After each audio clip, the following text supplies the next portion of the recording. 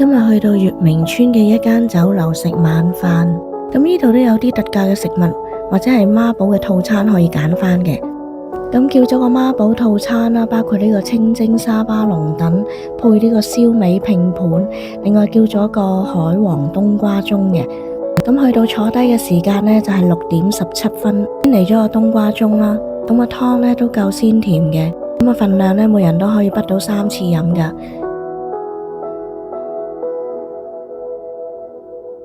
咁條魚嗰啲魚肉呢都好夠滑嘅，但係個燒味拼盤呢就唔得啦，燒肉咬落去好硬，燒鴨嗰啲肉呢就好韌。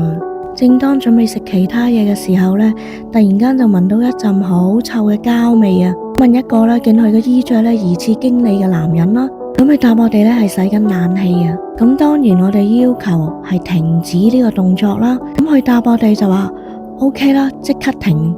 點知分零鐘到呢，都仲係聞到一陣好大嘅味，係真係好唔舒服啊！於是就再揾另外一個人啦，嗰個應該都係部長級以上嘅職員嚟嘅。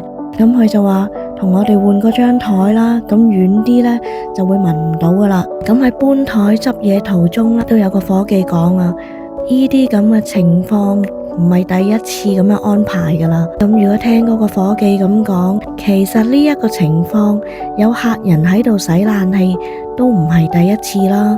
我真係覺得好奇怪啊！如果要做呢啲冷氣工程，乜唔係安排喺落場或者收鋪之後嘅深宵先去做嘅咩？雖然係坐遠咗，但係都係隱約都係聞到嗰陣好大陣嘅化學味啊！咁於是攞個盒呢包走啲嘢就嗱嗱聲走啦。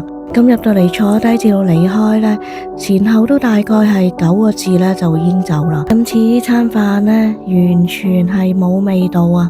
返到屋企呢，即刻飲大量嘅水啊，因為或多或少呢已經係吸咗嗰啲化學劑嗰啲毒落去噶啦。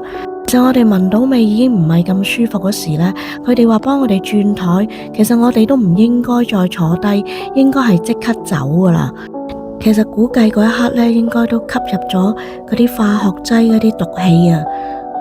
所以傻下傻下又跟住坐咗第二張台繼續食喎。